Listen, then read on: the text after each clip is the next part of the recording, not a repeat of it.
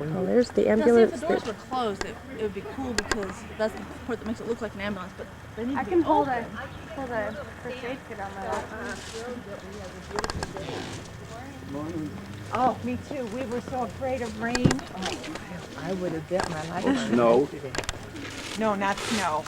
We've only had snow here once. What you got here? Let me see. This picture here that she's carried is very valuable. Huh? It's the original painting. Oh my gosh.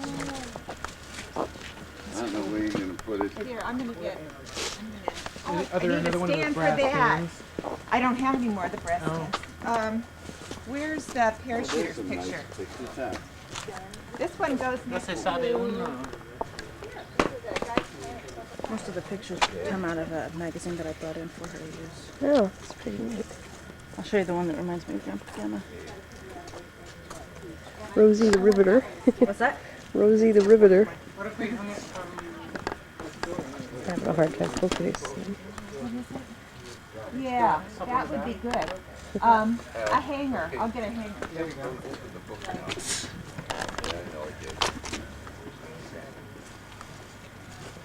a little hanger from the store here. Well, okay, whatever, so long as it's, you know. This is what Miriam spent 8 hours working on yesterday, is cleaning out this old ambulance. Oh, all right. Fantastic. She cleaned it out yesterday. She restored it. I don't think it's been cleaned in 50 years. Oh, I bet. Wow. It was fun. Those are the things we hated to see unless we Here we need go. them. We got something for that. Oh, that might be Maybe good. if we set it over at the end down there. Okay.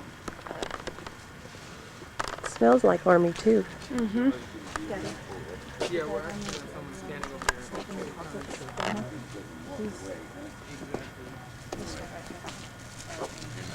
Oh, it's gonna be fine. I remember. This is all Army stuff here.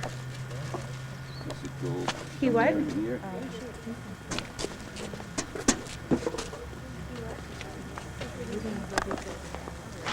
I got it in my. I got it in here. That little cannon out there that Keith Get in there. deposited out there yesterday with backhoe. Oh, look at those fellas working on those beautiful hot dogs.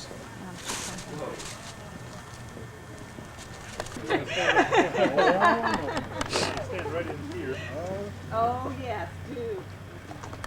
It's really hard to see the...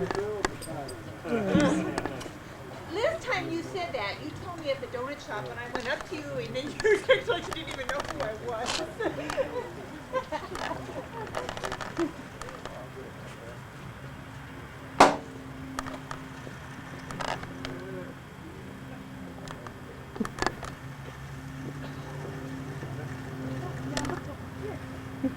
That's quite a gun. Okay, that's a picture at Pearl Harbor.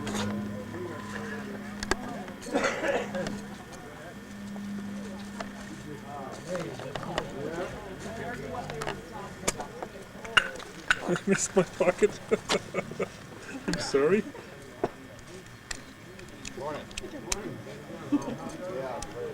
So you were in Germany during the Battle of the Bulge then? Yeah, Did the movie about the Battle of the Bulge, was that anywhere close to being accurate? oh yeah, they can't make it, they can't put it on film and be as accurate as that. It doesn't.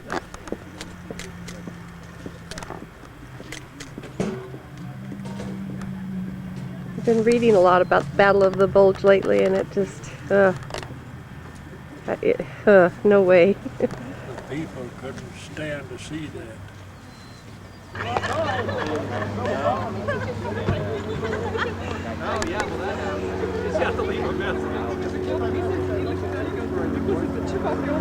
Yeah, see, I wasn't at work yet. I saw it. Okay, we're on. We're here on Veterans Day, November 11th, 2000, to honor my dad who served in World War II, and to also honor those like my mother and my aunt and others that served in the homelands here and is with Rosie the Riveter, and we're really excited to do that today. I would just like to say that it's kind of an honor for me to be a part of this, as I wasn't able to really be a part of that era in history. But at the same time, it's been a pleasure for me to be able to work here at the mortuary and the cemetery and constantly be in charge of keeping the markers and the area in which our heroes and veterans are buried looking sharp and looking as they would have it look.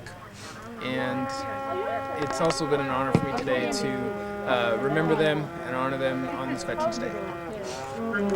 I'm just very thankful for all the people that served in not only World War II but World War I, and fought for not only our freedom but everybody's freedom worldwide. And I think it's a great honor to be a part of this, and it's exciting for me to meet so many veterans that have served and hear the stories that they've told. And I'm just really excited, and I hope that when the cannon goes off we don't go deaf. That's all. Am I on? Okay. I just want to say that I had the great privilege of cleaning the World War II ambulance, and it was very fun being able to go through all the different things that were in there, the old canteens and helmets and stretchers, blankets, and each different thing had a different story to it, and it made me think about what people were in those ambulances that had served for us, and it was pretty fun. And I'm excited for today, Veterans Day 2000, and to listen to the few speakers that are going to be talking, the veterans, and for the big balloon release. The end.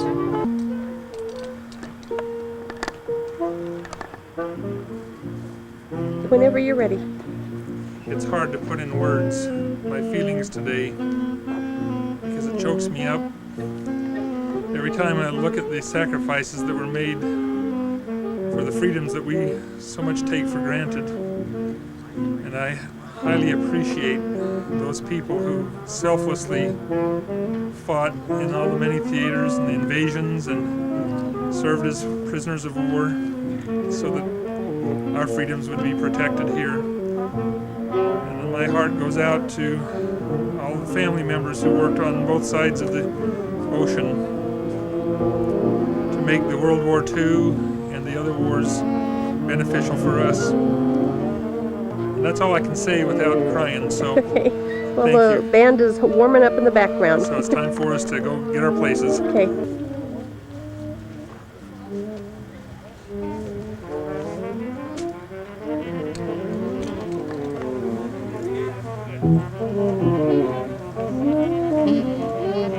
Band.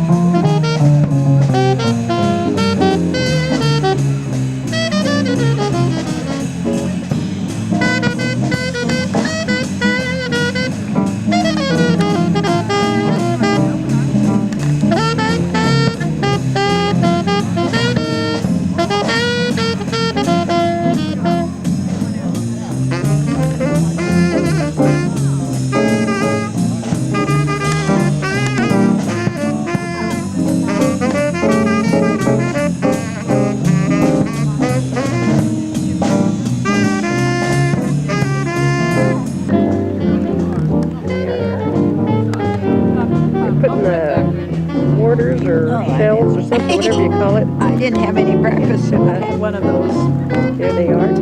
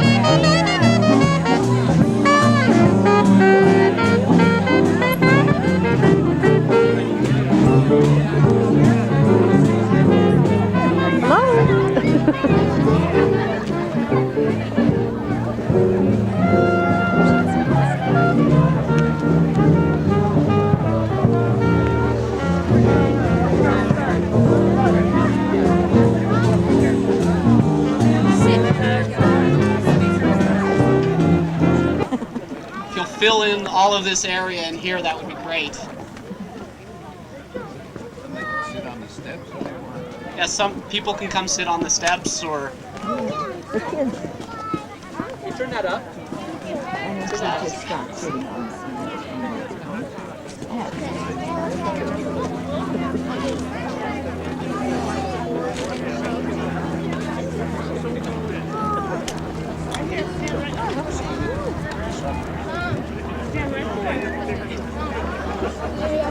Thank you all for being here today to help us celebrate freedom by commemorating the sacrifices that have been made for the preservation of such freedom. I'd like to express my appreciation for all those individuals, in addition to all the individuals who have contributed time and materials in helping this event be successful.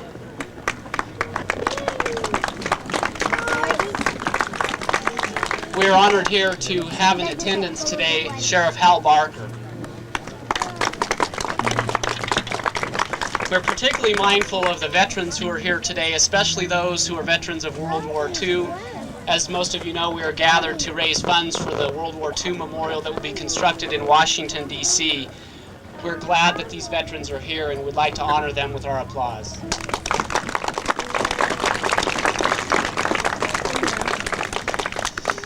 In just a minute, we're going to hear a message by veteran John Kanzler. As soon as his message has been concluded, I'll step back to the mic for a second and we will release our balloons. The release of these balloons will happen concurrently with the release of balloons throughout the nation with other funeral homes and cemeteries that are participating in this fundraising event. It also is concurrent with the groundbreaking ceremony of the World War II Memorial in Washington, D.C. As we are releasing the balloons, there'll be the firing of 3 rounds from the cannon, so I would like for you to prepare yourselves and your children for that. We don't want a lot of crying once that happens.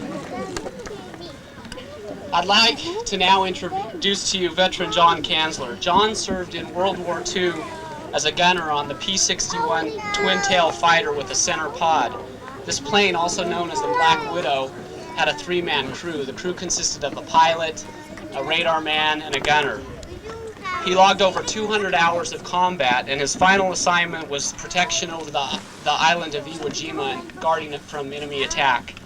John is married to his wife of 53 years, Louise. He has 3 children and 9 grandchildren, one of whom is currently serving in the United States Navy as a cryptologist on the USS Pellew.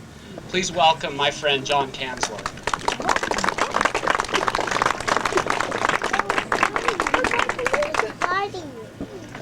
Thank you, Dennis, and I'm especially proud to be here today.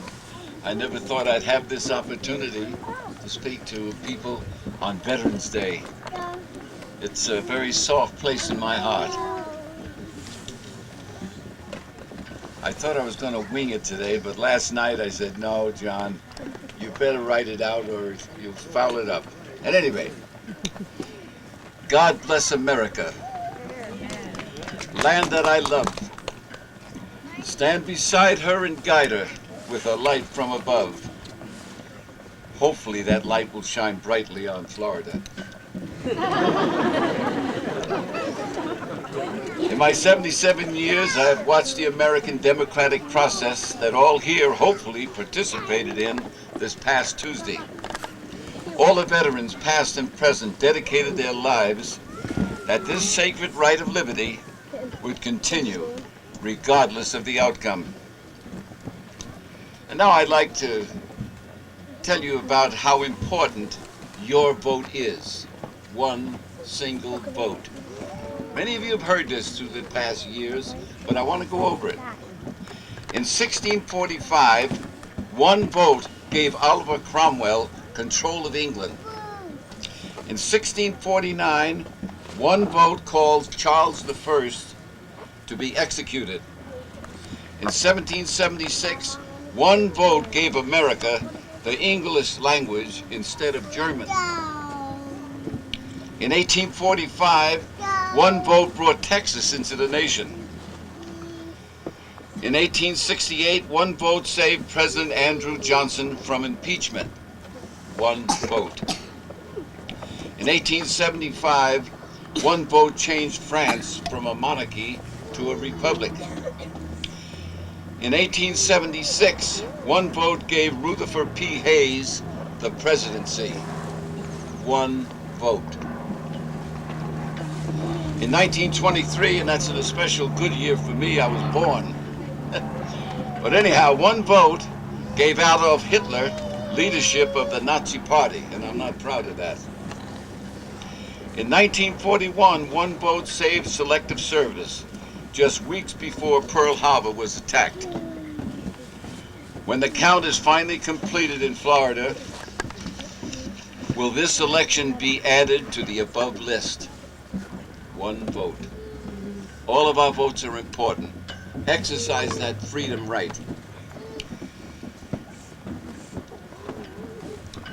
Whenever I look at a cemetery, I remember other cemeteries where there were great fields of white crosses.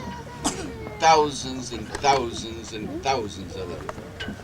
Over 400,000, greater than the city of Sacramento, were our men that died in World War II. When in France, a poet by the name of John McCrane was in Flanders, looking over the great cemeteries with the numerous white crosses that inspired him to write the following poem. In Flanders field the poppies grow, between the crosses row on row. Oh boy, I know. That marks our place. This is the dead talking. And in the sky the larks still bravely singing fly, scarce heard amid the guns below, we are the dead.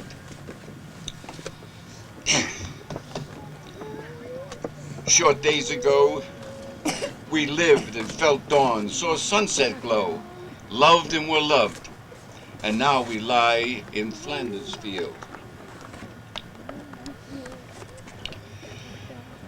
This scene was repeated all over the Pacific, especially on Iwo, where I was stationed as a gunner on a Black Widow P-61 night fighter. After witnessing the slaughter of thousands of our brave young Marines before the island was secured, me and the rest of the night fighters vowed that we would do everything we could to protect the island from any sneak attack on the island while the men on that island slept. We were happy to report that not one enemy aircraft penetrated to this island. One day, shortly after the Marines told us that the island was secured, the Marines had a way of doing this every now and then. Say, don't worry, it's all okay. Before we were ready to fly on our nightly mission, we heard a large group of men singing the Marine song, from the holds of Montezuma to the shores of Tripoli. And then all hell broke loose. The men were Jap soldiers, dressed in Marine uniforms, tossing hand grenades into the two-man tents where the daytime fighter pilots slept. A gunner friend of mine from Texas grabbed a BAR, which is an automatic rifle, and he handed me the boxes of ammunition and said, keep feeding it to him. I was down in a foxhole, scared spitless. There was guns all over the place. My friend was standing above ground and kept firing that gun, and not one Jap entered our area. All I could remember was him yelling to me to pass the damn ammunition. The rest of the story was sad, for on his next flight, his plane never returned.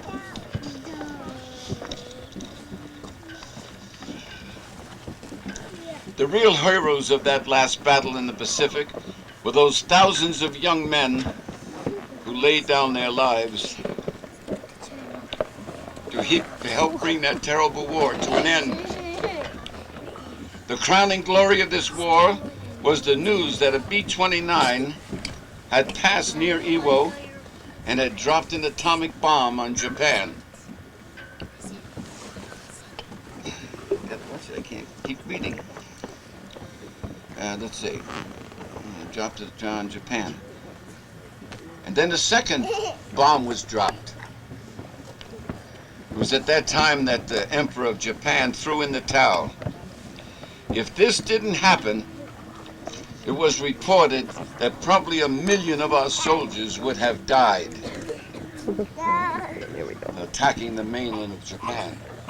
I still say it is better that 2 cities were destroyed rather than have 1 more American killed in action. God bless America, and may her banners bravely fly over this blessed land. God bless all of you.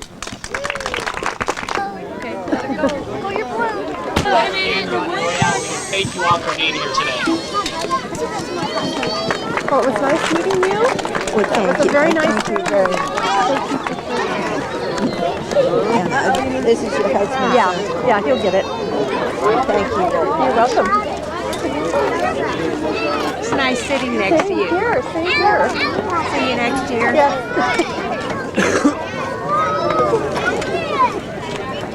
It's fun listening to all the kids with the balloons. Oh, I know. Look at them now. Did you find it blow up cannon? We often do not. And there it says these were the old cellular phones.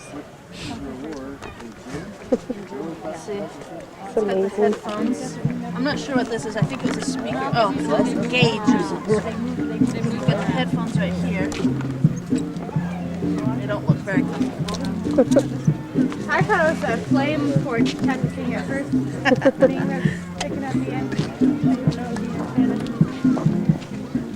This is the first aid box.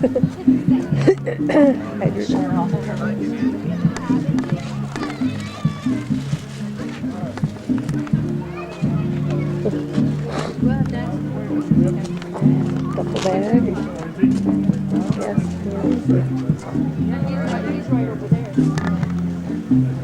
These come out. Oh. And then this lifts up. And then Oh, I see. there's storage compartments down underneath. On both sides. And there were lots of spider webs. Lots of spider webs. I can't believe how much better this looks. Did you see the front seat, Mama? I don't think the siren is actually, plastic. Here, I'll take it out because I need a classic.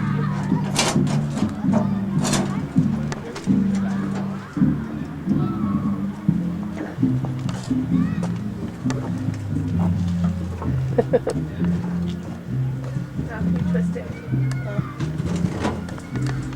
So tricky.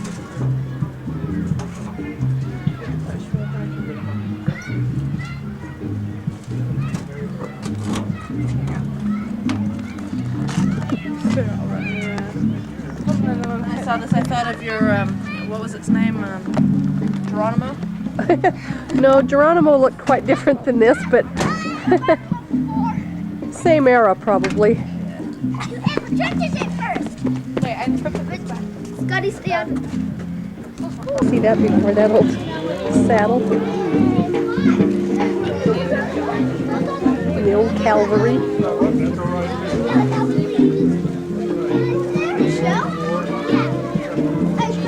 Dad, can I go get a hot dog?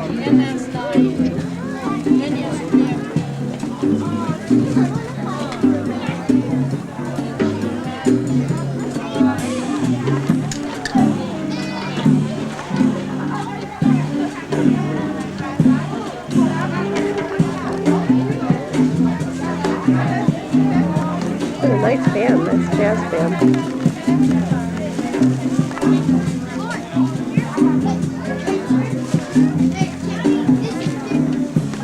Hot dog stand here.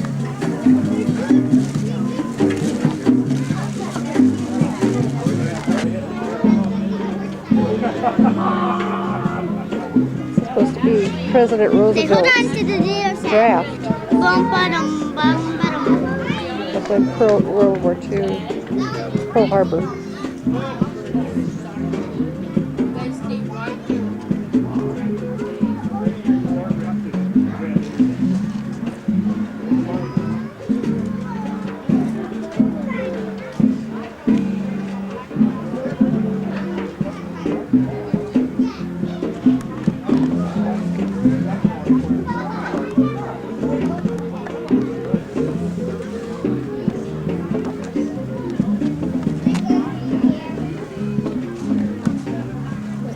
played out many times through many wars.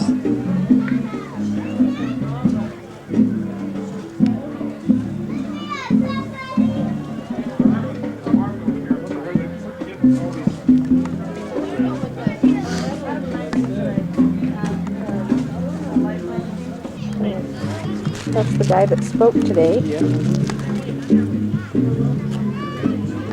Can't focus very well on this.